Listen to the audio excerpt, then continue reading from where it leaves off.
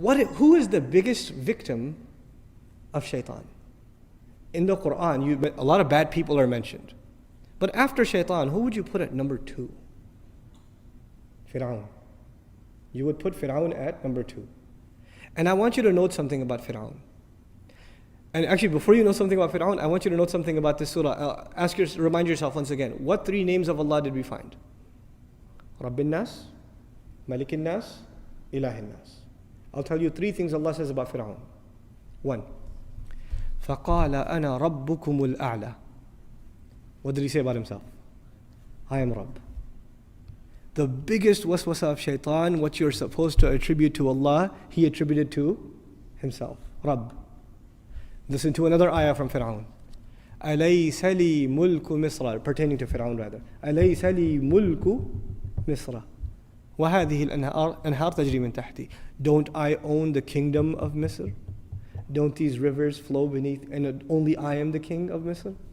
What's he referring to himself as? Malik.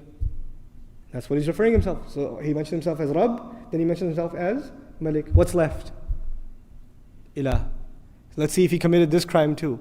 He turns to his chiefs and he says, وَقَالَ فِرْعَوْنَ يَا أَيُّهَا الْمَلَأ مَا عَلِمْتُ لَكُم مِّنْ إِلَٰهٍ غَيْرِي.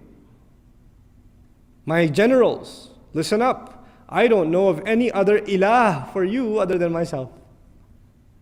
For Fir'aun, we find himself declaring 3 things for himself. Rububiyyah, Mulk, and Uluhiyyah. All 3 for himself. Rabb, Malik, Ilah. We find this sampling that Allah has given us in the Quran is very important. It shouldn't be overlooked. And it's not just for you and I to say, oh man, Fir'aun, la'anahullah, what a loser. But there's something here. That is what the waswasa of shaitan can lead to. What was the biggest problem of shaitan? Shaitan himself, what was his biggest problem? Arrogance. Arrogance. What is the biggest thing he can instill inside a human being? Arrogance. And what is the worst manifestation of arrogance? Fir'aun. But you don't have to reach Fir'aun to be worried that you're headed down the same road that leads to Fir'aun. Today we are not living in a time where people declare themselves gods over others. But we are living in times where people declare themselves gods over themselves. They declare themselves their own master. I am my own man. I am my own master. They declare themselves their own king. King of the house. King of my territory. King of my domain. They declare themselves their own ilah.